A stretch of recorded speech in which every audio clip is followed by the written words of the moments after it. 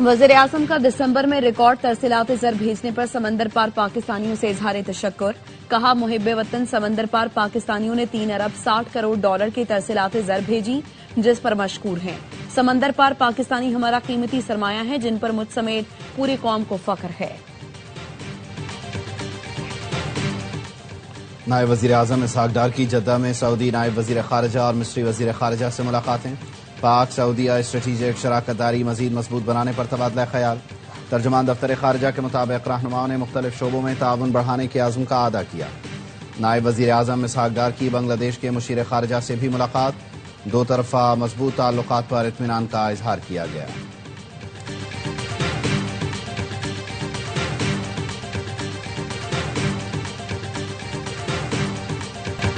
Israel ने Somaliland को तस्लीम और वजीर खारजा भेजकर सोमालिया की बैनुल-अक़वामी तस्लीम शुदा सरहदों पर बराह रास्त हमला किया।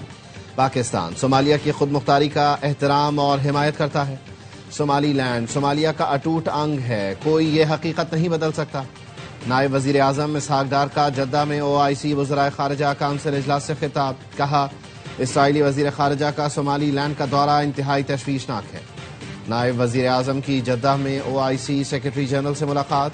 इसराइल की जानिब से सोमालीलैंड को तस्लीम करने की सख्त मजम्मत। कहा, फलस्तीनियों की जबरी बेदखली से मुताल्लिक कोई तजवीज़ मुस्तरद करते हैं।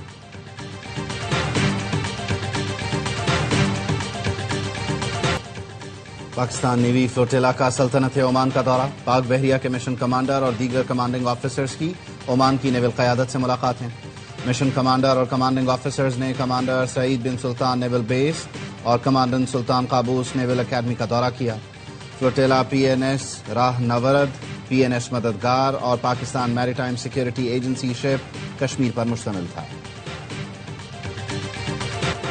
ईरान आजादी की जानिब देख रहा है और अमरीका ईरानी मुजाहिरीन की मदद के लिए तैयार है। सदर डोनाल्ड ट्रंप का सोशल मीडिया पर बयान। कहा, ईरान में आजादी के लिए ऐसी तहरीक पहले कभी नहीं देखी। अमरीकी अखबार न्यूयॉर्क टाइम्स का कहना है, तेहरान में गैर फौजी अहदाफ पर हमलों से मुताल्लिक संजीदगी से गौर शुरू कर दिया गया है।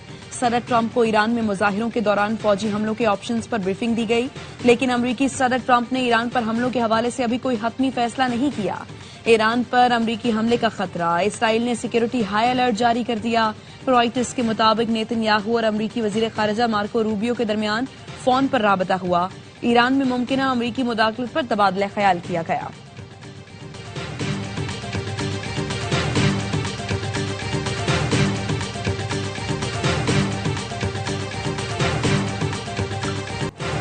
ईरान में महंगाई के खिलाफ एहतजाज 180 शहरों तक फैल गया। प्रेस टीवी के मुताबिक अब तक 65 अफराद हलाक हो चुके। मुल्क भर में मुसलसल तीसरे दिन इंटरनेट बंद।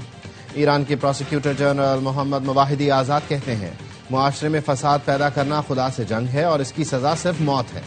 उन्होंने गिरफ्तार शुदगान के खिलाफ मुकदमात तेजी से चलाने के लिए खुसूसी अदालतें तश्कील देने की हिदायत कर दी। पासदारान इनकलाब ने ऐसे 600 अफराद की शनाख्त जाहिर की जो मोसाद के एजेंट्स हैं और मुजाहिरीन को भड़काने में मुलव्विस हैं। खबर एजेंसी तस्नीम के टेलीग्राफ चैनल ने बताया, हंजला ग्रुप ने मोसाद के 600 कारिंदों की शनाख्त जाहिर करने वाली दस्तावेजात शाया की हैं।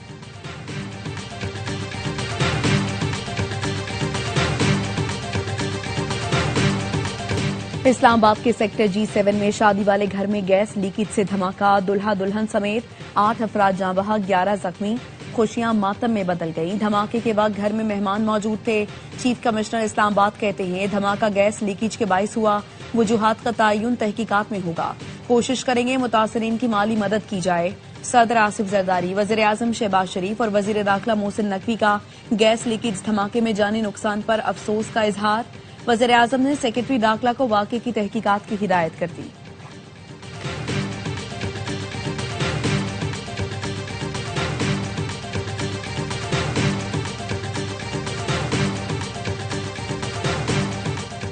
पेशावर में 9 मई वाक़यात की वीडियोज़ की तस्दीक मुकम्मल। पंजाब फॉरेंसिक लेबॉर्ट्री ने रिपोर्ट तैयार कर ली, जिसके मुताबिक 9 मई वाक़यात में सोहेल आफरीदी, कामरान बंगश, तैमूर झगड़ा, इरफान सलीम की मौजूदगी की तस्दीक हुई।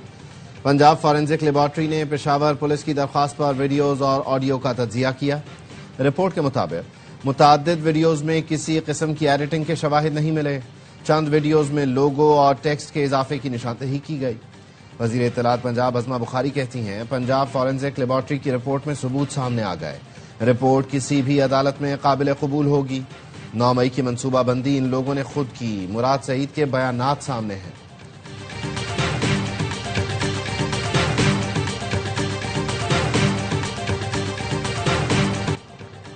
कराची में पीटीआई के जलसे के पेश नजर बाकी जिला में सिक्योरिटी के सख्त इंतजाम। पीटीआई कारकुनों के पथराव से 2 पुलिस एहलकार जख्मी। मुश्तइल अफराद ने टीवी चैनल्स की गाड़ियों को भी नुकसान पहुंचाया। वज़ीर आला केपी सोहेल आफरीदी कहते हैं, बाकी जिला पहुंच रहे हैं, आज जलसा हर सूरत करेंगे। सिंध के अवाम ने इज्जत दी। सिंध हुकूमत ने टोपी अजरक की लाज नहीं रखी। चेयरमैन पीटीआई बैरिस्टर गौहर कहते हैं, वज़ीर आला केपी के दौरे सिंध का आज आखिरी दिन है। सिंध हुकूमत बदमज़गी पैदा न करे। जलसा मुकर्ररा वक्त और मकाम पर कानून के मुताबिक जमहूरी अंदाज में होगा। हलीम आदिल शेख ने कहा, जलसा मज़ार कायद पर होगा और आज ही होगा। मज़ार कायद के पब्लिक गेट पर जलसा करने से कोई रास्ता नहीं रुकता।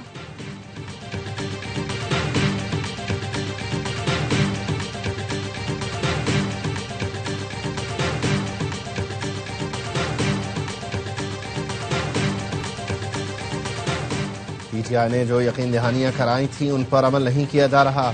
जलसे की इजाजत के बावजूद हुकूमत सिंध पर इल्जामात आयद करना मुनासिब नहीं। पीटीआई को ग्राउंड में जलसा करने से किसी ने नहीं रोका। सिंध के सीनियर वजीर शर्जील इनाम मेमन कहते हैं, पीटीआई कारकुनान कानून हाथ में ना लें, हुकूमत की दी गई गाइडलाइंस पर अमल करें। सूबाई वजीर नासिर हुसैन शाह ने कहा, सड़क पर जलसा करेंगे तो पूरा कराची चौक हो जाएगा। पीटीआई लीडरशिप को कहूंगा 8 फरवरी की हड़ताल की कॉल वापस लें।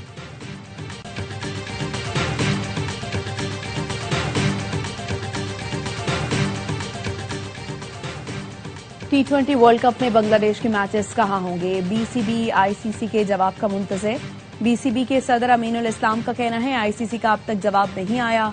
तमाम सबूत और जरूरी दस्तावेजात शेयर करते हुए अपने तहफ़्फ़ुज़ात के हवाले से आईसीसी को आगाह कर दिया।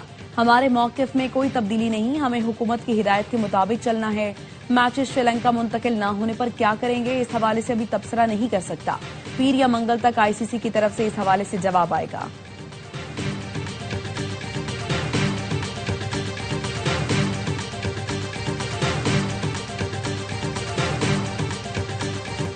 और पाक श्रीलंका तीसरा और आखिरी T20 आज दम्बुल्ला में खेला जाएगा।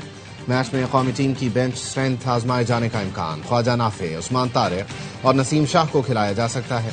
3 मैच की सीरीज में शाहीनों को 1-0 की बरतरी। ग्रीन शर्ट्स ने पहला T20 6 विकेट से जीता। दूसरा मैच बारिश की वजह से वॉश आउट हुआ था।